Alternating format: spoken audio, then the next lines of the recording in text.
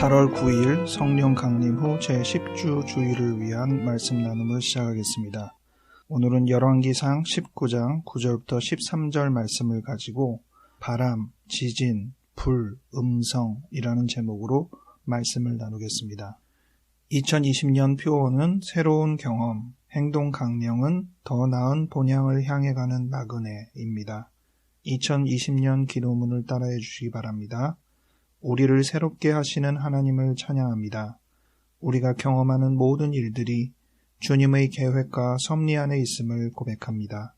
놀라운 하루를 열어주소서. 우리가 맞이하겠습니다. 예수 이름으로 아멘. 열왕기상 19장 9절부터 13절 말씀 읽어드리겠습니다. 엘리야가 그곳 굴에 들어가 거기서 머물더니 여호와의 말씀이 그에게 임하여 이르시되 엘리야야, 네가 어찌하여 여기 있느냐? 그가 대답하되 내가 만군의 하나님 여호와께 열심히 유별하오니 이는 이스라엘 자손이 주의 언약을 버리고 주의 제단을 헐며 칼로 주의 선지자들을 죽였음이오며 오직 나만 남았거늘 그들이 내 생명을 찾아 빼앗으려 하나이다. 여호와께서 이르시되 너는 나가서 여호와 앞에서 산에 서라 하시더니 여호와께서 지나가시는데 여호와 앞에 크고 강한 바람이 산을 가르고 바위를 부수나 바람 가운데서 여호와께서 계시지 아니하며 바람 후에 지진이 있으나 지진 가운데에도 여호와께서 계시지 아니하며 또 지진 후에 불이 있으나 불 가운데에도 여호와께서 계시지 아니하더니 불 후에 세미한 소리가 있는지라. 엘리야가 듣고 겉옷으로 얼굴을 가리고 나가 굴 어귀에 섬에 소리가 그에게 임하여 이르시되 엘리야야 네가 어찌하여 여기 있느냐. 아멘. 녹음은 미리 하고 있지만 휴가의 마지막 부분이라 말씀 준비를 간단히 하고 말씀 나눔도 간단히 하려고 합니다.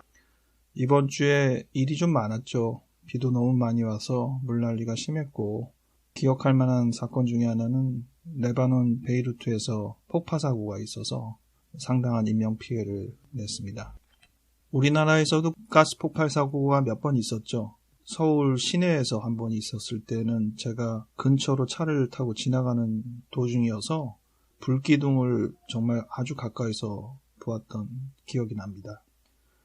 오늘 말씀은 여러 주제를 잡을 수 있는 인상적인 본문인데 전에도 설교한 적이 있고요.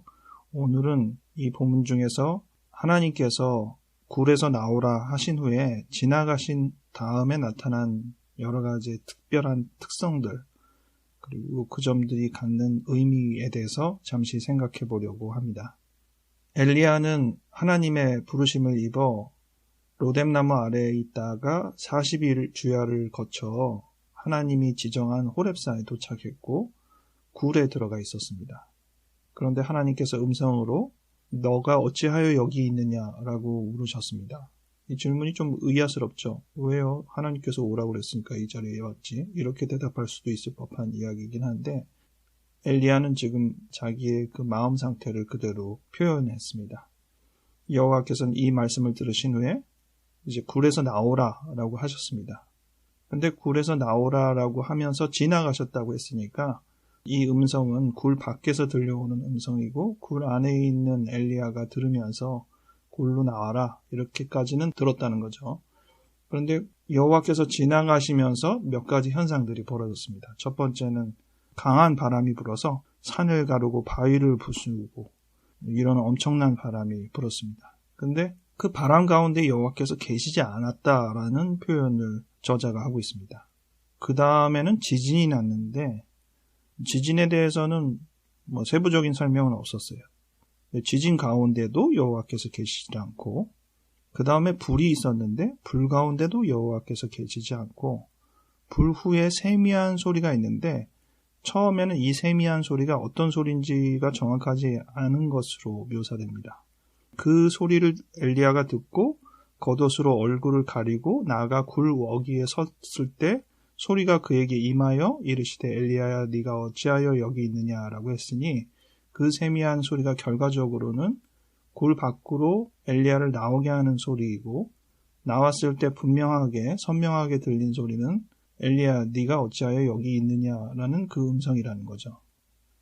우리가 비교를 해볼 때 엘리야에게 하신 너가 어찌하여 여기 있느냐라는 이 소리는 아까도 했었습니다. 내용이 똑같고 거기에 대한 엘리야의 대답도 토시 하나 안 틀리고 똑같습니다. 예전에는 그 부분이 설교의 주제이기도 했는데 오늘은 그 부분은 넘어가겠습니다. 오늘은 바람과 지진과 불과 음성에 대해서 생각을 해보려고 합니다. 이것은 어떤 것을 의도하기 때문에 이렇게 기술된 것일까요? 단순히 그냥 팩트를 기술한 것인지 아니면 이 가운데서 어떤 의미를 부여하는 것인지 사실 모릅니다.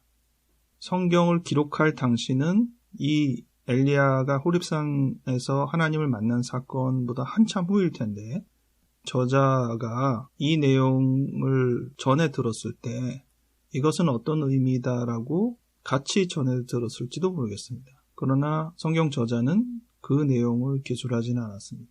그 사이에도 의미가 정확하게 기술되지 않은 채로 넘어왔고 그 이후로도 우리에게 이것은 어떤 의미다라고 정확하게 각주를 달아서 전달되는 내용이 없습니다.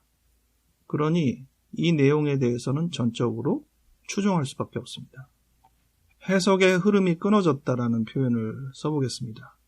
몇 세대가 지나갈수록 이것이 어떤 의미를 갖는지에 대한 설명이 완전히 제외된 채로 그저 이 텍스트, 지금 있는 텍스트만 남긴 채로 우리에게 전승이 됐습니다. 그러면 이것을 진정 원래의 의도로 해석하는 것이 가능할까요? 거의 불가능합니다. 여러 가지 고고학적 자료나 내용을 합쳐서 그 내용에 아주 근접해 간다고 해도 그것이 진짜다 확신하기도 어렵습니다. 뒤집어 생각해보면 꼭 그렇게 원래의 의미를 생각해야 할까요? 저 같은 부족한 설교자도 말씀을 전하거나 책을 쓰거나 할 때 어떤 내용들은 의도를 갖긴 하지만 그 의도대로 전달될 것을 목표로 잡지는 않습니다. 이것이 전달된 사람에게 어떤 식으로든 소화돼서 다른 식으로 각색이 된다고 해도 좋겠다라는 여지를 남겨두고 내용을 작성합니다. 그러니 지금 이런 내용 부분도 아주 전형적인 의미로 해석하지 않는다고 해서 그것이 문제될 것은 아닐 것이라고 생각해 볼 수 있습니다. 성경 말씀의 해석에 대한 부분들이 그렇게 이어지는 것입니다. 어떤 것이 진정한 의미냐 이 부분에 대한 숙고는 계속적으로 반복될 수밖에 없고 앞으로도 우리가 계속 짊어져야 될 어려움입니다. 요즘 어떤 시대적인 정황에 맞추어서 무엇이 성경적이냐라고 할 때 우리가 말씀을 증거자료처럼 구절을 들이대는 그런 경향으로 이 말씀을 제공한다면 그것은 거의 대부분 증거가 되기는 어렵습니다.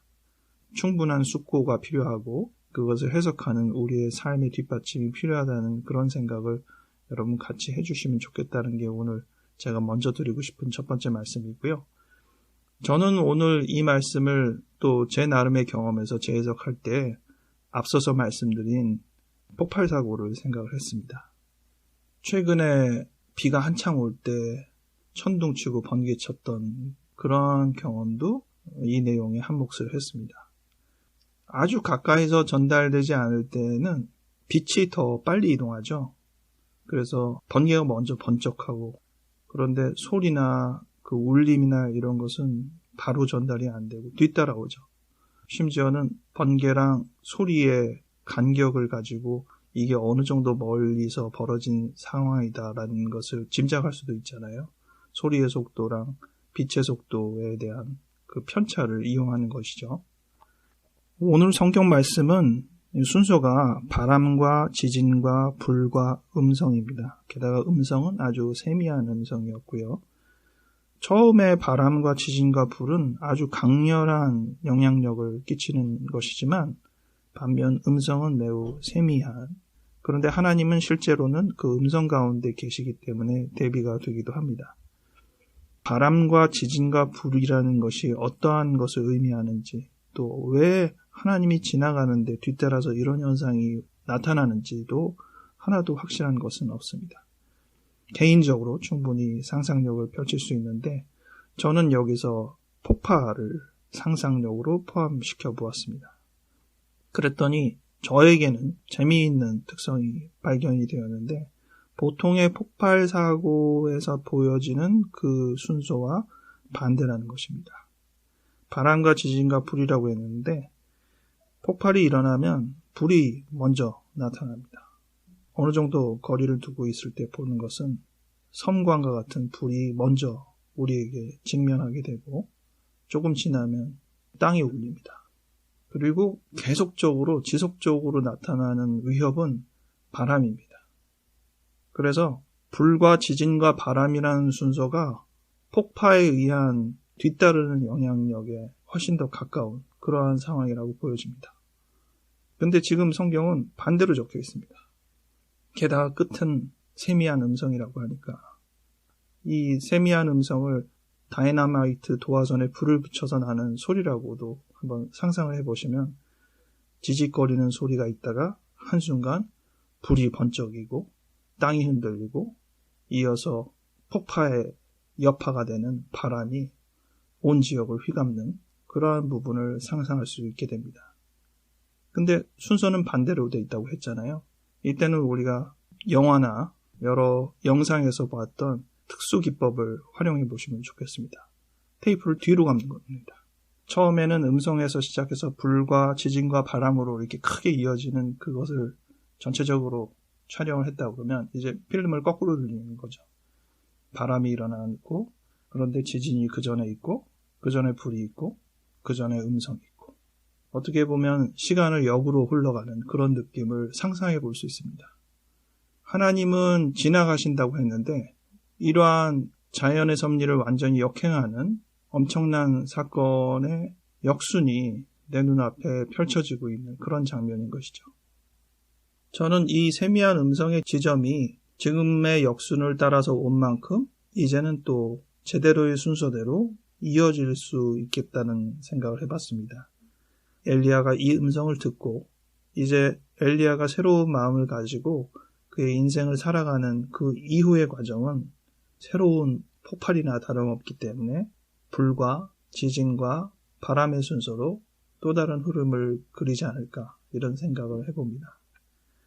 말씀에 대해서 다양하게 생각하고 상상해보는 기회를 가지시고 또 이러한 상상을 혼자서만 간직하지 않고 함께 나누는 시간도 가져보면 좋겠습니다. 물론 어떤 것은 그저 상상에 불과한 이야기거리로 끝나겠지만 어떤 부분은 많은 이들이 같이 공감하고 회자될 수 있는 부분이 될지도 모르겠습니다. 누구나 다 말씀에 깊이 동참하고 자신의 생각을 성경에 같이 하는 기회가 되어가기 바랍니다. 같이 기도하고 마치겠습니다.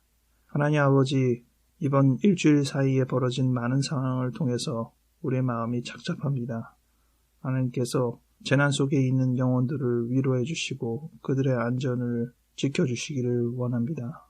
슬픔을 당한 영혼의 그 상처가 잘 아물어갈 수 있도록 그 과정에 주님께서 깊이 관여하여 주시기를 원합니다. 우리의 삶이 미지수에 있는 그러한 많은 영역을 지나가야 합니다. 폭발과도 같은 여러 가지 정황들을 우리가 마주할 텐데 그러한 부분에서 하나님의 임재와 하나님과 함께하는 다음의 삶이 상징화될 수 있도록 도와주시옵소서.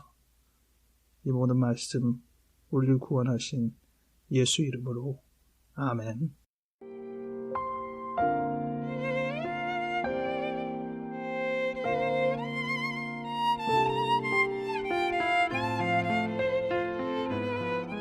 아직 이 물난리가 끝나지 않은 상황이고 베이루트의 참사는 이제 복구 단계가 시작일 텐데 이 모든 과정이 순조롭게 건강하게 이루어지기를 기대하며 앞으로의 상황에서도 더 큰 어려움이 없기를 기도합니다. 모쪼록 건강하게 일주일 잘 보내시기 바랍니다. 다음 주에 뵙겠습니다.